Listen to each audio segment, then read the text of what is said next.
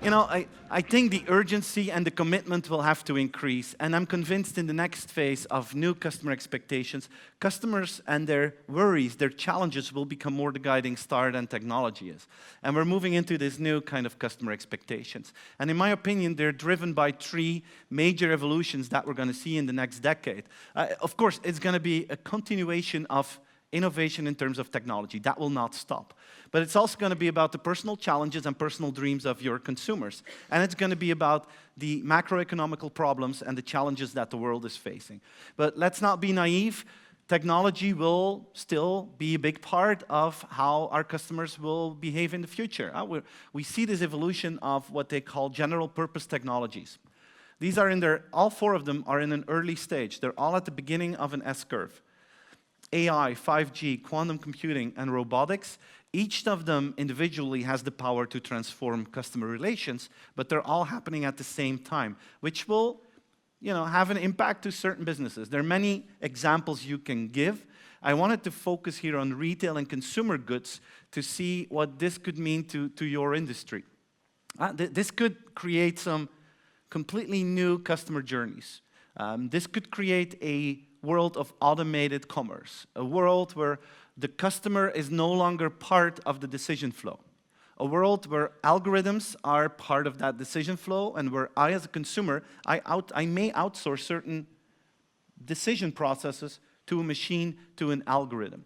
And I'm convinced once that machine delivers, people will actually trust it. Just one example. Imagine the 100 to 200 products that every family has to buy every month, to stay alive and to keep yourself clean and your house clean. Most of those products are not like products that you get excited by if you go out and buy them. It's like laundry detergent. I mean, no one wakes up at Saturday morning and is like, oh yeah, today I can go out and buy laundry detergent. No one does that. If we can outsource that to a machine, we'll be willing to do that it just comes in like a service and we don't have to worry about it anymore. This is a company from San Francisco that is playing with that. It's a company called Boxed, and they look at your behavior, at your patterns of consumption in your house, and then they basically try to guess what kind of products you need, and over time this becomes more and more accurate. And every week they bring you this box, and it contains the products that need to be refilled, and you don't have to worry about it. Because you may think you're unique, but your life is just a set of patterns that happens all over and over again at a certain rhythm. So it's pretty easy to predict this. And if we can do this, we will trust it. Once the algorithm delivers, we will trust it. This is just one of the examples that may influence the customer journeys in the future in the retail and consumer branding world. That's one, general purpose technologies. The second one are personal challenges and dreams. I just want to do a small experiment with you guys to illustrate this point, and I hope it's going to work. You all know Aladdin and his lamp, I assume. I'm a big Disney fan, and I sometimes assume everyone is one, but I do believe the story of Aladdin is world famous. So you rub the lamp, the genie comes out, and you get 3 wishes. Only 3 wishes, and you know the rules, right? You cannot ask for someone to fall in love with you, and you cannot ask to multiply the wishes. Those are the rules, okay? So if I ask you now to think about the first thing you would ask, imagine that tonight the genie pops up in your house, what would be your first wish? Can you think about that? It's not that hard, right? You got one? Okay. So I'm going to show some categories, and the only thing I ask is honesty, okay? So who asked something for his or herself? Can you raise your hand?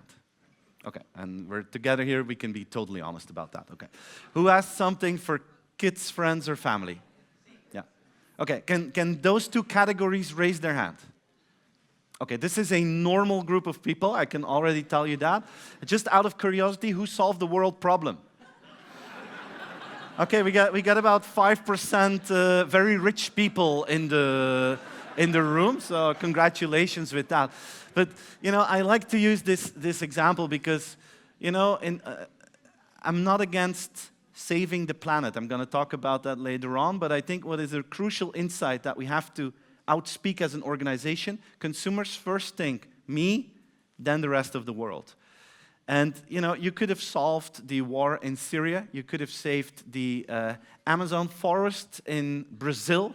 You could have solved poverty in the world, but no, you decided to get something for yourself. That's how it works. This is the conclusion of this exercise. And that's normal because we live in the age of bucket lists and personal challenges.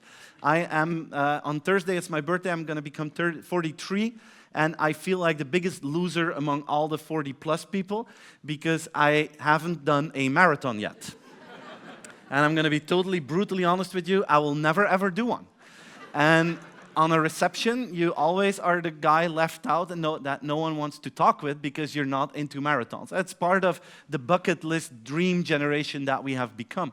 But on the other hand, you also have a lot of people that have issues to go from paycheck to paycheck. And when we talk about Aldi or Lidl, sometimes we talk about discounters. But maybe these companies are just the biggest facilitators on the planet to make sure that people actually can get from paycheck to paycheck. Or maybe these companies help people to buy products and goods that they couldn't afford in other stores. So as organizations, we've been talking so much about our own purpose, how we will change the world, which is good. But I would also invite you to think about how can you become a facilitator in your customer's purpose? How can you help achieve the purpose, the ambitions, and the challenges of your customers? I think that's a very important part of what defines customer expectations. And then we have the last one, which is about the greater good and the choices that we have to make. And we all know the issues that we have. There are a lot of climate issues going on. We had a lot of tension in the world going on. And from a marketing point of view, maybe the arrival of AI will start a whole discussion about ethics and marketing. I personally believe that AI could become some sort of a temptation island for marketing people. Most marketing people are nice people, unless you give them a very powerful tool that they can manipulate their consumers with. That's also part of who we are. So imagine as a marketing person, you have the power to manipulate prices or personalize prices based on the mood of the moment of the consumer. How are we going to deal with that? Those kind of choices, And the interesting part or the biggest challenge is that personal challenges and world challenges, they sometimes compete with each other. And that explains the gap between what people say and what people do. We all want ethical companies, but people are in line at Primark just because it's damn cheap. We all want to save the environment, but nobody really wants to pay for that. And this is the issue today. It's like a trade-off in everything. It's like trade-off between convenience and privacy. And the moment that things become, at this moment, everyone chooses convenience. The moment that your personal identity gets at stake, you choose privacy. But it's a trade-off between cheap and ethical production, between my money, my freedom, and the planet, between AI ethics and profit maximization. And I think in the next phase, we will have to make sure that those two don't fight, and that it's going to be the combination of those two. So I see a whole new kind of customer relations pop up in the next 2 to 5 years, where you look for a new kind of relationship based on the evolution of new technologies, personal challenges, and global challenges.